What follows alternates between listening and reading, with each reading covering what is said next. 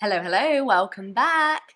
Yes, I am still traveling. This means the trip that we started 4.5 months ago is still ongoing. It's still happening. In fact, this is a funny thing. Ongoing is a word that my daughter, who actually turned 10 yesterday, asked me about today. So she came to me and she said, Mum, what does ongoing mean? And I said, oh, ongoing is when something is still happening. It's, a continuous thing. And she said, oh, it's because here on the phone, I can see my friends started a group call last night and it says ongoing call. And I said, oh no, it's not actually ongoing. It's just that they called and you were asleep. And so we put the phone on airplane mode and it was frozen on the call. So it looks like the call is ongoing, but it's not, it's finished. So the trip is ongoing. If you're new here, my family and I, my husband and my two children, Dominic is 11, Naomi's 10, is the first time I say this, that she's 10, because it was just yesterday. We decided to leave at home and travel the world. Not the whole world, obviously, part of the world. So, to go on a trip with no return date. Remember, we really need to talk about the difference between trip and travel and how we use those two words because I see a lot of confusion.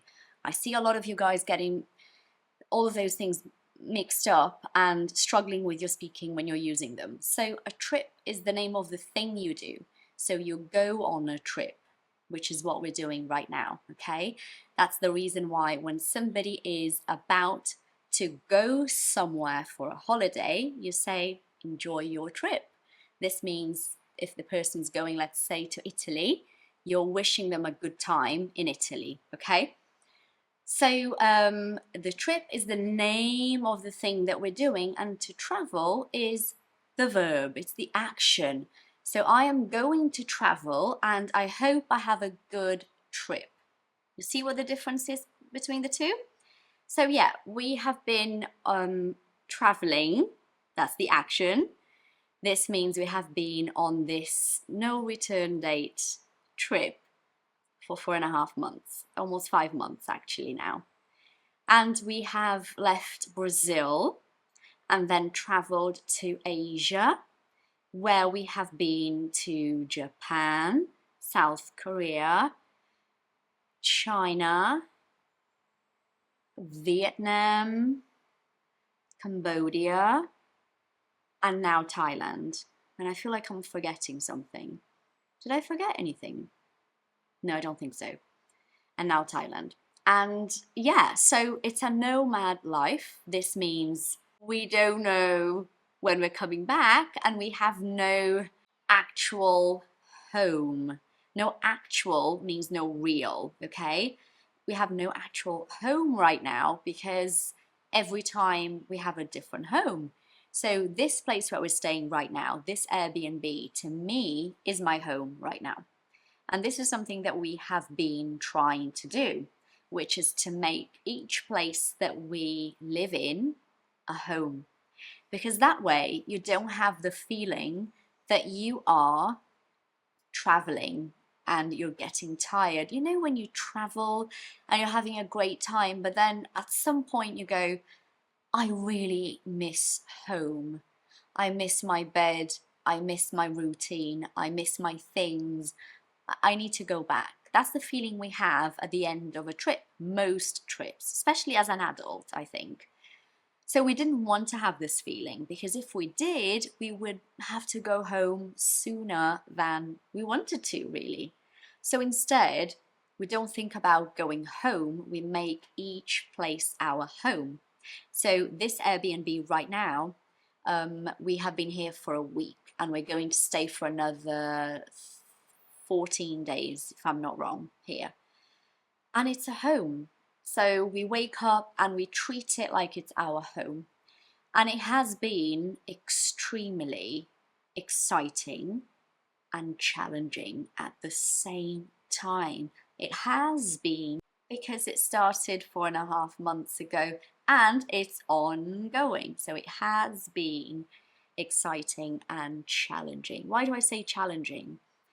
Because when you're living a life like this, where you only have a few clothing items, you have probably noticed I am constantly wearing the same things on Instagram. If you're watching me there, we don't have a lot of clothes here.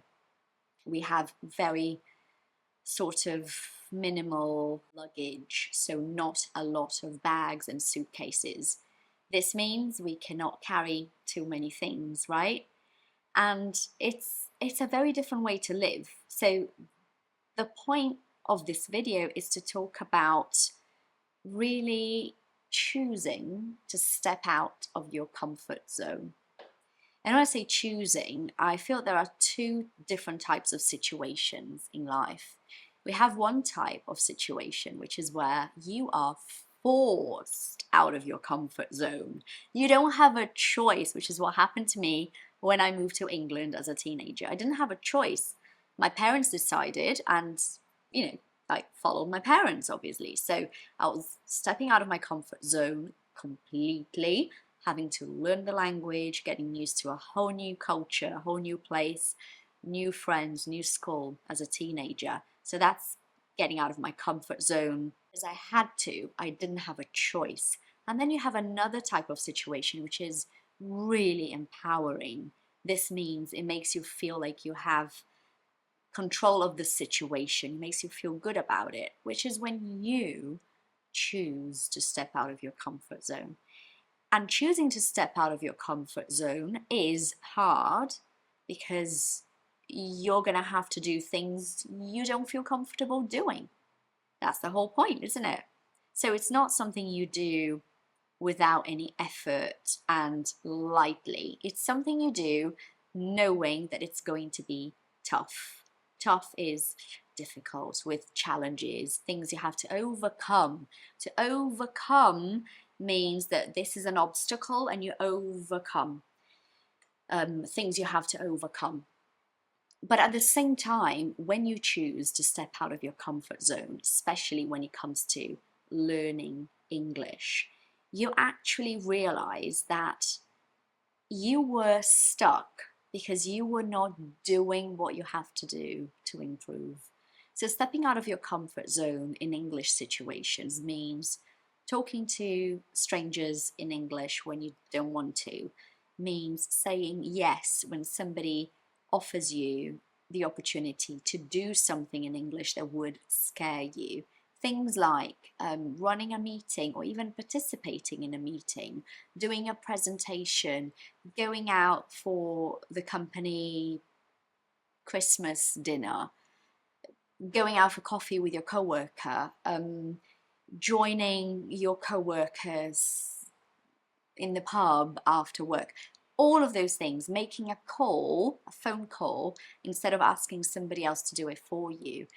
Those situations are really tricky for most learners, and it's easier to say, I'm not going to do this. I'm not ready.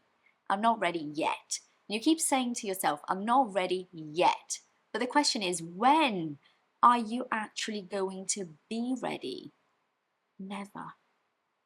You don't get to a point that you just wake up and go, do you know what? I'm ready for this now. English and I are one. And I'm ready to do anything in English from now on. That does not happen. What actually happens is you start to put yourself in situations consciously, because you're making a choice, you're making a decision. You start putting yourself in situations where you have to use the language, and you fail and you feel awful about it, and then you get back up again and you try again, and it's not good again, and it's fine, and you get up again and you try one more time, and you keep on getting out of your comfort zone by choice, and therefore really getting better. So remember this, for you to feel that your English is better, you have to choose to get out of your comfort zone, and not only get out of your comfort zone when you don't have a choice. Think about that today. Thank you for watching. See you later.